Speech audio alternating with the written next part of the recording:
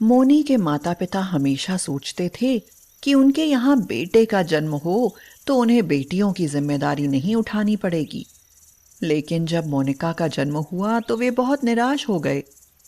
पहली संतान ही लड़की हुई है, हमारी किस्मत ही खराब है। मैं तो इसका मुंह भी नहीं देखूंगा। मेरे सामने इसे मत लाना।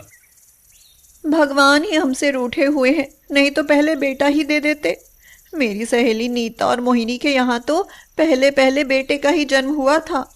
वे कितनी भाग्यशाली हैं। अब तो इंतजार ही करना पड़ेगा। अगली बार देखो, कहीं फिर लड़की हो गई तो तब तो हम कहीं के नहीं रहेंगे। लेकिन होनी को कौन टाल सकता है। किस्मत में जो होता है वही होता रहता है, उसे कोई नहीं रोक सकता। अगली बार फिर उनके यहाँ बेटी हुई तो उनके घर जैसे सन्नाटा छा गया।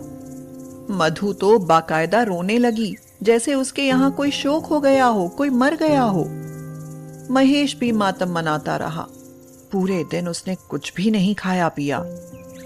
हे भगवान, ये कैसी सजा दे रहे हो? क्या हम बेटे का मुंह नहीं देख पाएंगे? दो दो लड़कियां छाती पर मूंग दलने आ गईं। अरे ये तो पराया धन है। सब धन संपदा बटोर कर अपने घर चली जाएंगी। इससे हमारा वंश थोड़ा ही चलेगा। वे दोनों अपनी लड़कियों से अच्छा व्यवहार नहीं करते थे। उनके मन में जो घुटन थी वह अपनी लड़कियों पर उतारते थे। जरा जरा सी बात पर बेमतलब ही दोनों लड़कियों की खूब पिटाई होती। उनको ढंग से खाने पीने को भी नहीं मिलता था और नासमझ उम्र में ही वे उनसे काम भी करवाने लगे थे। आखिर उनके यहाँ अब की बार बेटे का जन्म हुआ तो मधु और महेश दोनों खुशी से झूम उठे। उन्होंने अपने बेटे का नाम प्रिंस रखा और उसे प्रिंस की तरह ही पालने लगे। दोनों लड़कियां सोनी और मोनी अपने भाई को खूब खिलाती पिलाती थीं और उसकी सेवा करती थीं। लेकिन उनके साथ उनके माता पिता खूब भेदभाव करते थे। मम्मी, मुझे भी दे दो आम। भैया कितना बड़ा आम खा रहा है। पहले प्रिंस को खा लेने दो, वह छोटा है। जब उसका पेट भर जाए और छोड़ दे तब ले लेना। इतना हम नहीं ला सकते कि तुम दोनों के भी पेट भरवा सकें। हाँ। कभी कभी सोनी मचल जाती। मम्मी, थोड़ा सा दूध मुझे भी दे दो। इतनी महंगाई में 50 रुपए लीटर का दूध हम तुझे नहीं पिला सकते। हमारी इतनी सामर्थ्य नहीं है। पर भैया तो पी रहा है। क्या मेरा मन नहीं करता है अच्छी चीजें खाने को? दूध के साथ बिस्किट खाने को मेरा मन भी करता है। तो वो लड़का नहीं है क्या? वो बड़ा होकर हमारी सेवा करेगा। तुम तो अपनी ससुराल चली जाओगी। वो कमा कर लाएगा, तुम बटोर कर ले जाओगी। यह बातें सोनी और मोनी को बहुत बुरी लगती थी। वे विरोध करके कहती, नहीं, हम ऐसा नहीं करेंगे। हम भी यहीं रहेंगे। अगर भैया तुमको कमा कर खिलाएगा तो हम भी तुमको कमा कर खिलाएंगे। तब महेश और मधु उनकी मूर्खता पर हंसने लगते थे। प्रिंस के लिए कपड़े अच्छे आते थे, जबकि सोनी और मोनी के लिए फुटपाथ पर से सबसे घटिया कपड़े आते, जिनसे केवल शरीर ढका जा सकता था। उनमें कोई सुंदरता नहीं होती थी, वह तो भद्दे लगते थे। प्रिंस के लिए कितने अच्छे अच्छे कपड़े आते हैं। काश हमें भी इतने अच्छे कपड़े पहनने को मिलते। आसपास लड़कियों को देखो, कितने अच्छे अच्छे कपड़े पहनती हैं। उनमें सजी हुई वे कितनी सुंदर लगती हैं। लेकिन हमारे नसीब में नहीं है ये कपड़े। लेकिन महेश साफ कह देता, हमारी इतनी औकात नहीं है जो हम इतना खर्चा कर सकें। लेकिन लड़के को तो अच्छा पहनाना ही है। अरे वो लड़का है, बाहर अच्छे स्कूल में जाता है, तो उसकी इंसल्ट नहीं होगी क्या?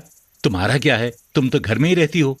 सोनी और मोनी आपस में कहती, कोई बात नहीं, वह हमारा छोटा भैया है।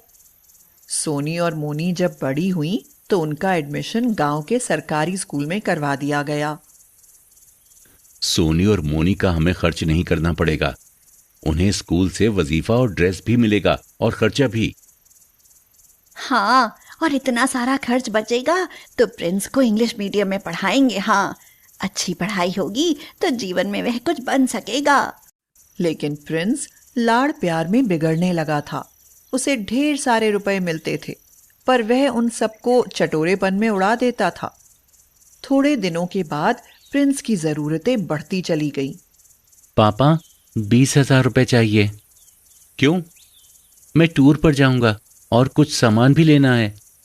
पर बेटा, इतनी जल्दी जल्दी रुपए कहां से लाऊं? प्रिंस महेश पर अकड़ने लगा था।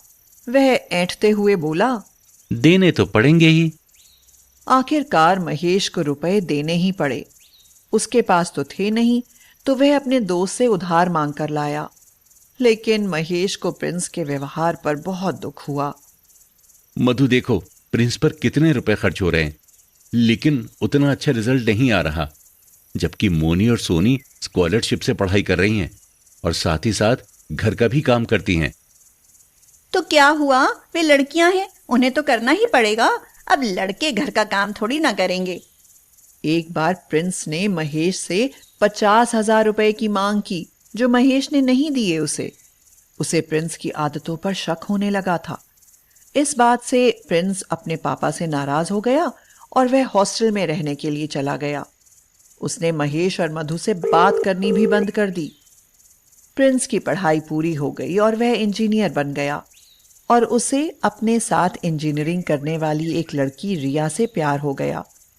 रिया अपने माता पिता की इकलौती संतान थी। पहले से ही बता देती हूँ कि डैडी को घर जमाई चाहिए। तुम्हारे माँ बाप को भी शादी में शामिल नहीं होने दिया जाएगा। उन्हें बताओगे तो वे हमारी शादी ही नहीं होने देंगे। और खबरदार, जो हमारे यहाँ उन्हें लाकर रखा, मैं ये बवाल नहीं पालूंगी। हाँ। प्रिंस ने रिया से शादी कर ली और अपने ससुराल में ही रहने लगा। अब मधु और महेश बिना बेटे के रह गए। पिताजी, मेरा सिलेक्शन हो गया बैंक मैनेजर की पोस्ट के लिए। अरे वाह, ये तुमने कब फॉर्म भरा था? पिताजी, आपको तो टाइम ही नहीं मिलता जो मेरी कोई एक्टिविटी देखें आप। और सोनी, उसने भी तो किसी में अप्लाई किया था। हाँ, थोड़े दिन बाद उसका भी रिजल्ट आ जाएगा। कुछ दिनों के बाद मोनी को भी फूड इंस्पेक्टर के पोस्ट पर सिलेक्शन हो गया। हाँ, हम बहुत बड़ी गलती कर रहे थे। हमने हमेशा बेटियों के साथ भेदभाव किया, बेटे के ऊपर अंधाधुंध खर्च किया, लेकिन वो स्वार्थी निकल गया। हमें अपने साथ रखने तक से इनकार कर दिया, क्योंकि रिया फालतू बोझ नहीं चाहती थी।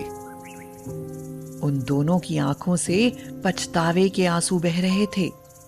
यह देखकर मोनी और सोनी दोनों उनके पास आकर बोली, पर हम आपको रखेंगे।